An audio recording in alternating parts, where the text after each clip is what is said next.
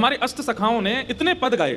सूरदास जी कहते हैं घुटरुन चलत रेनु तन मंडित गो रोचन तिलक किए। कृष्णदास जी ठाकुर जी के पद गाते हैं, सूरदास गाते हैं, मीराबाई गाती हैं। कब होता है इनको अनुभव? जब इनकी निद्रा लगती है, जब इनके नेत्र बंद होते हैं तो उनको स्वप्न में लीला दिखती है ठाकुर जी की, और ये वही लीला गा देते हैं।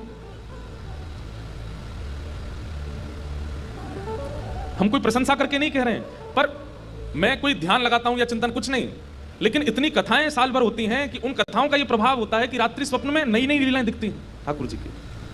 वो भाव दर्शन होता है जिसका कहीं पढ़ाई नहीं की, जिसको किसी से सुना नहीं, वो ठाकुर जी की लीला दिखती है।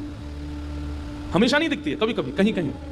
अभी नासिक में थे, वहां तो रोज ही कुछ लीला का अनुभव होता था। इसलिए स्वप्न को गलत मत समझिएगा।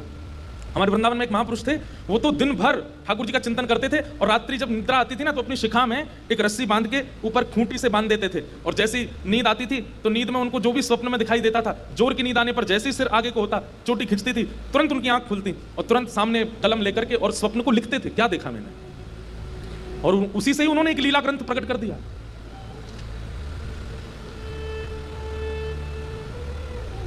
बहुत बड़ी कृपा है ठाकुर जी की कि हम साल में कुछ समय सत्संग करते हैं, पर ऐसी मति अगर 365 दिन की हो जाए तो ठाकुर जी